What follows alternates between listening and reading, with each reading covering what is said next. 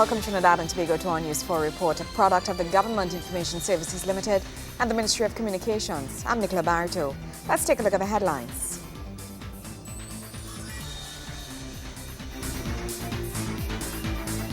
Trinidad and Tobago Regiment presented with a new symbol. Wheelchairs for the needy in Caroni Central.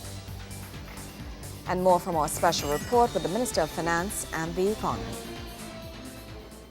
Thank you for joining us to our top story. After 32 years, the Trinidad and Tobago Regiment has been presented with a new symbol. His Excellency President Anthony Carmona SC, acting in his role as Commander-in-Chief of the Armed Forces, presented the members of the regiment with their new symbol at a ceremony held at the heliport in Chaguaramas.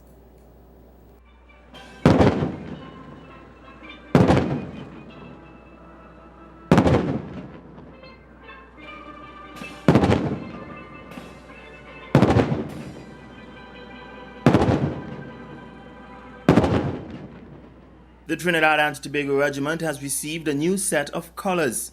The colours is the military term which refers to the flag, which represents an infantry battalion. It is often described as a symbol of the spirit of the military formations and units.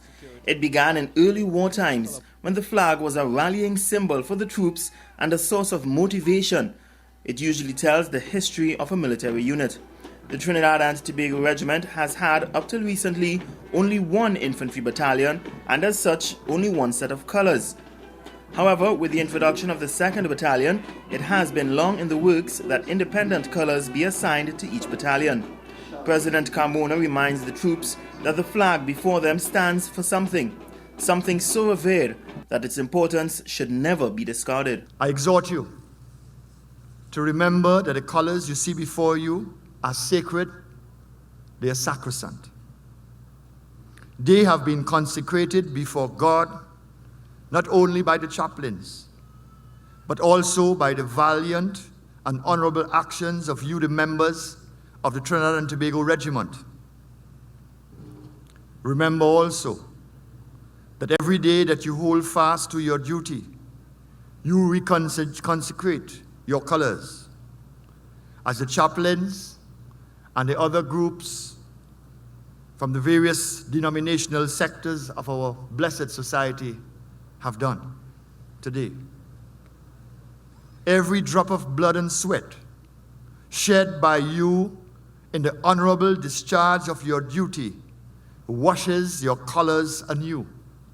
Every sacrifice that you make, both hailed and unknown, adds to the esteem and honor of your colors.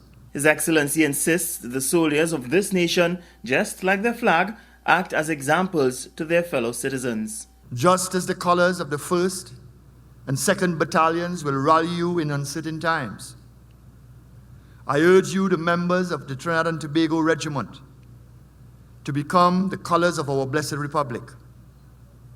Serve as beacons of hope to your fellow citizens. Demonstrate to them the power of honor and dedication to duty. Become the salt of our nation. The President cites the importance of the flag in events such as the 1990 coup.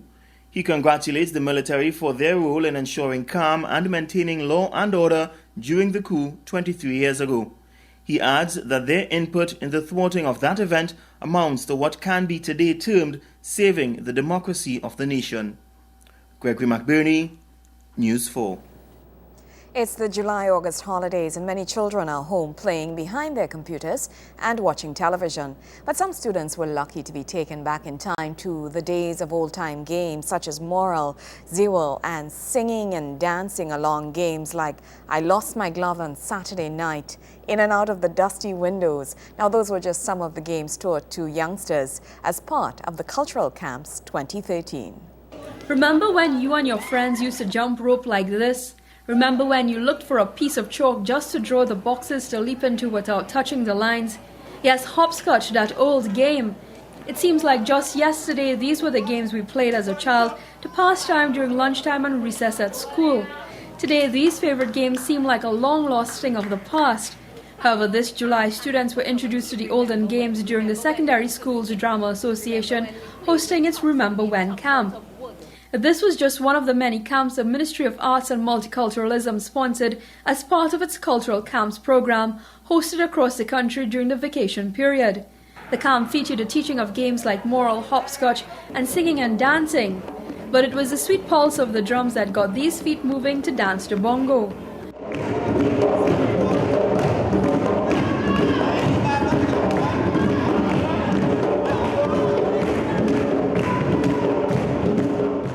Introducing these games is something close to these camp facilitators' hearts. Instructor Michelle Williams-Labari says the idea for the camp came from the need to get children active once again, away from computers and back outdoors playing as a community. We found, or we thought, if we taught it to, just a group of children, at least they would be able to take it from here and take it to the community, and we would have a domino effect. Many of us will recall the bouncing of a ball in a box and playing moral during our school days. Ms. Labari was not hesitant to give a lesson in the game and the aim behind it. We refer to the box 1Z, 2Z, 3Z, 4Z, 5Z, 6Z, 7Z, 8Z. Now there are two types of moral, long moral and short moral. So today we're going with short moral. So we start short moral by rolling the ball here first. And remember how we learned to bounce before, so we go like this.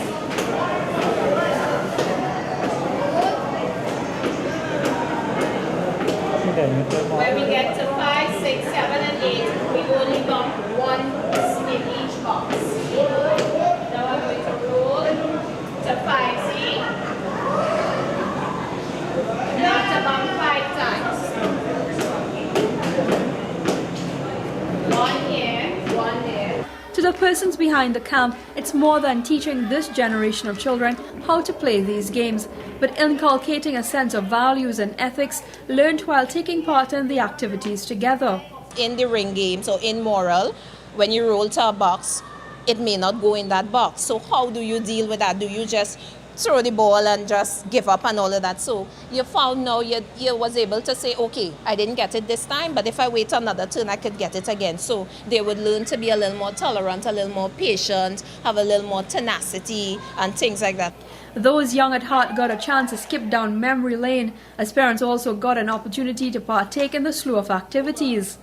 One of the parents who also enjoyed herself, Gertrude Samuel Paris, expressed the need to reintroduce these games into the schools. I actually think more of this should be done, especially in schools and in situations where you have large numbers of young people, because just going through the little practice I did just now, it reminded me of its importance in helping to bring physical balance, poise, actual aiming at a target, things like that, and certainly generally the physical exercise. The camp was offered to children in the Presal district ranging from ages 9 to 17. And while the camp came to a close on Friday, many of these children will walk away with memories and lessons learned. We spoke to some of the students who had participated and were eager to share what had become their favorite game. I enjoyed being blindfolded. I said I could trust anyone, but they showed me you shouldn't be trusting anyone. They blindfolded me and people started screaming and telling me where to go, and I just fell into a river and pretend to die. So what you learned from playing that game?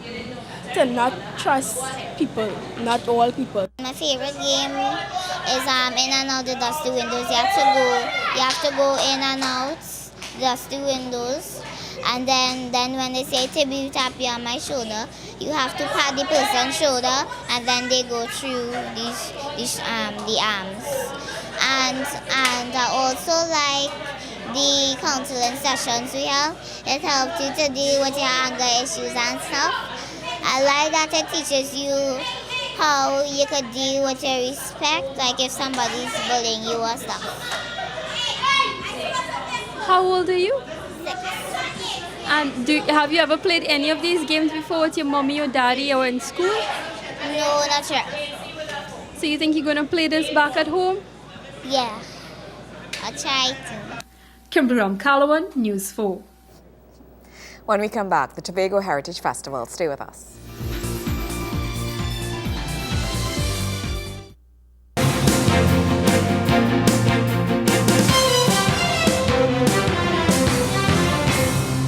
As As we began in yesterday's newscast, we continue to bring you significant highlights from an address delivered by Finance Minister Senator the Honorable Larry Hawai as he looks at issues and challenges for the economy of Trinidad and Tobago and how the government is moving to tackle these issues. In this excerpt, Minister Hawai comments on the possible impact of the economic developments in China. The outlook for the global economy beyond 2014 envisages a more protracted recession in Europe than had been originally contemplated, weaker growth prospects in emerging markets, and new risks worldwide. There is a potential for the continuing slowdown in China, the world's second-largest economy, to accelerate.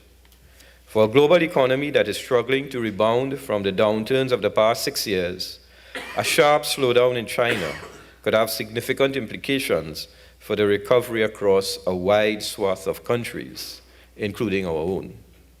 These developments can certainly be expected to further dampen the prospects for global growth and employment. For a small, open economy such as Trinidad and Tobago, achieving sustainable growth demands focused attention on fiscal, external, and financial sector vulnerabilities. In addition, rebalancing of the Trinidad and Tobago economy away from its dependence on its non-renewable resource endowment has its own implications for designing an optimal fiscal adjustment path and for managing external vulnerabilities in particular. In terms of mapping an optimal fiscal adjustment path, the Ministry of Finance and Economy has attached the highest priority to embedding a medium-term perspective into its budget processes and to taking particular cognizance of the long-term context of the country's non-renewable resource endowment. In our next episode, Minister Hawai speaks to the reforms planned to address long-term growth and development. In other news, the Tobago Heritage Festival, which will soon come to an end, has enjoyed another successful year. The festival not only promotes the local heritage, but also secures a large yearly spike in visitor arrivals to the island. Tobago is currently experiencing a surge in cultural events as the island celebrates Tobago Heritage Festival 2013.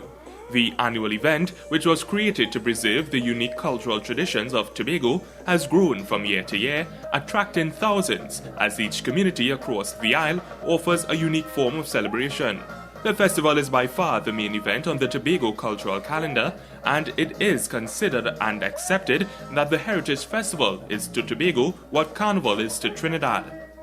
During the entire festival, visitors and returning Tobagonians are able to visit the many quaint and friendly villages and experience their way of life, language, and varied oral traditions, culture, dances, music, environment, and of course, their culinary delights. On Saturday evening, the Masquerade Theatre Cultural Showcase took place at the Plymouth Hardcourt, which was the last stop on a parade that comprised traditional characters of the country's folklore. At the Hardcourt, there were several informative booths that had various pieces of information and artifacts relative to Tobago's heritage. The live entertainment was also an important part in offering tourists a true sense of the culture that exists on the island. This year, the Tobago Heritage Festival began on June 21st and will end on Sunday, August 1st with Youth Explosion during Great Fete weekend. For more information on the Tobago Heritage Festival, visit tobagoheritagefestival.com. Nikolai Edwards, News 4. Minister of the People, Dr. the Honorable Glenn Ramadasing, took the Direct Impact program to his constituency. There he provided students with tools to start the new school term and distributed wheelchairs to the elderly within the community. Residents of the Caroni Central constituency in need of wheelchairs were provided with the amenity during MP for the area Dr. Glenn Ramadasing's Direct Impact distribution tour. The minister gave out hampers to students carded to start secondary school in the coming new term, which included a school bag filled with stationery and other items. But it was the elderly in the neighboring villages that seemed most pleased with the tokens received. From home pressure testing kits to wheelchairs, persons in need were provided with the healthcare supplies. His distribution and aid to the elderly comes 1 month after the minister made known the toll-free number 804 PPL for elderly persons in need of protection from abusers. Minister Ramadasing says his ministry is about ensuring the needs of the people are met. Service to people is service to God. And those who stand in the way of that, and those who pour scorn on service to people, there is a bitter price to pay. As you know, politics should be for the service of people. Councillor for the area Sandra Abdul thanked the minister for his contributions to the community and commended him for the work done. The minister stands tall and stands proud that he cares for the people of Caroni Central and Trinidad and Tobago. That is why you are here this morning. So give him a hearty round of applause again.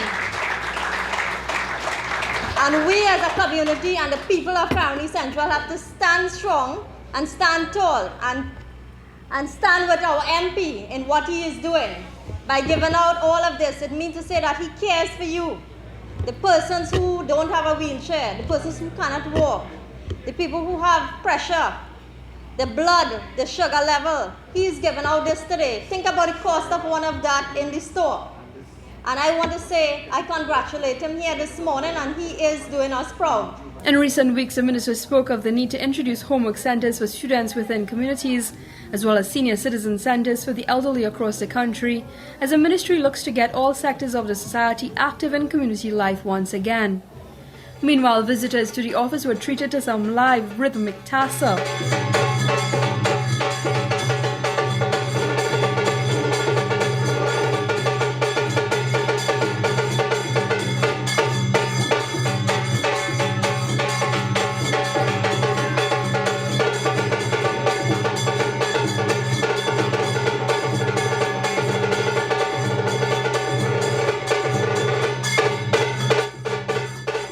Kimberam Kalawan, News 4. When we come back, our sport report. Stay with us.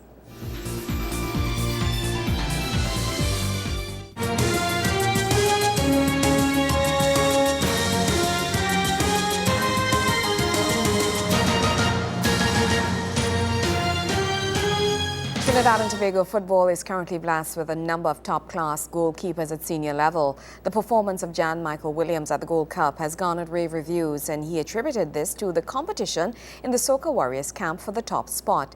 Wayne Cunningham spoke to netminder Cleon John about his career on the Warriors' day off at the recently concluded Gold Cup.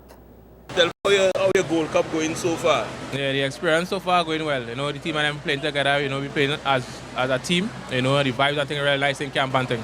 You know, so everything going good so far.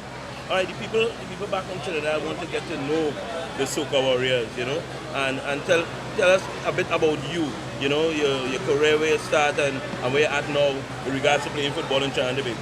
Well, when it comes to my career in football and thing, it comes from a long, long way because, you know, I was in the defense force.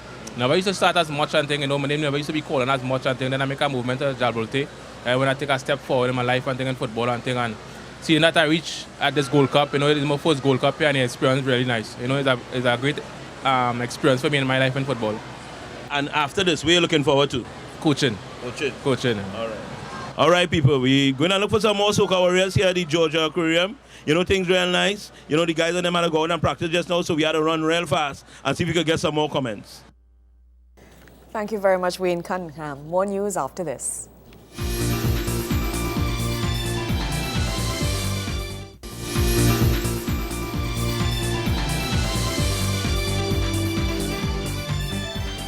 Hundreds of persons have visited the Lij Yasu Omawali Emancipation Village within the last couple of days since its official opening as a precursor to the Emancipation Day celebrations on August 1st.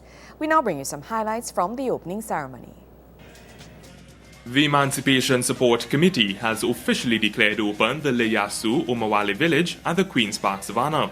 On Friday, the grandstand of the Queen's Park Savannah came alive with several key performances that gave a true reflection of Trinidad and Tobago's diverse culture, which has been influenced by emancipation among other key historical events.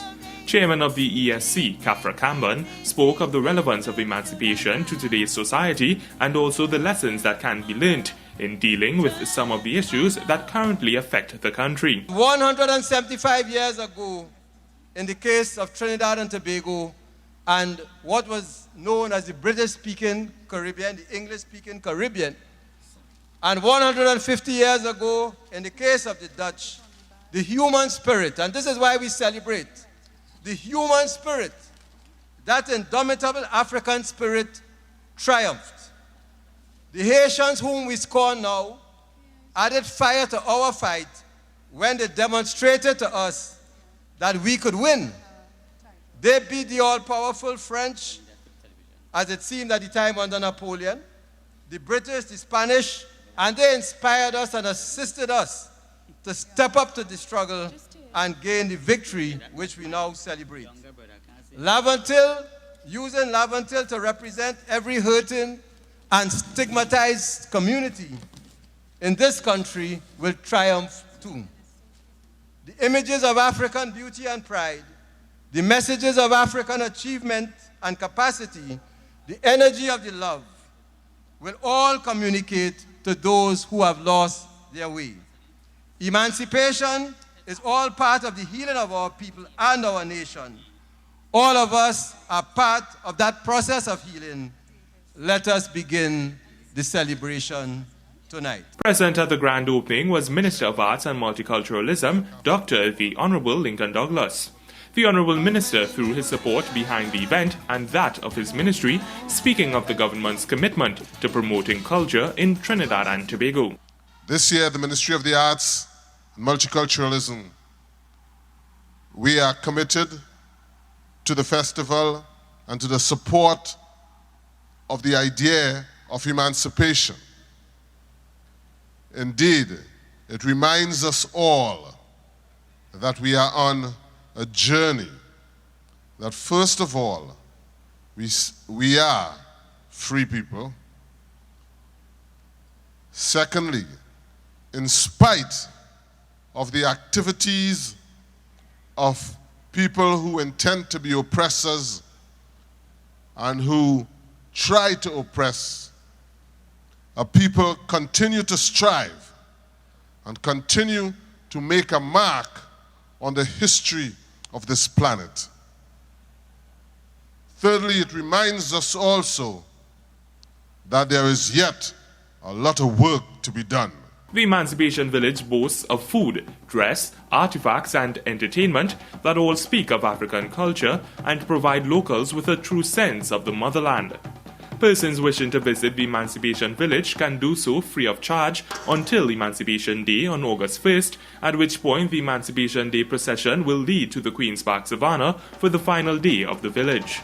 Nikolai Edwards, News 4. Well, that's how we wrap up this edition of our News 4 report, a product of the Government Information Services Limited and the Ministry of Communications. I'm Nicola Barreto. Thank you for joining us.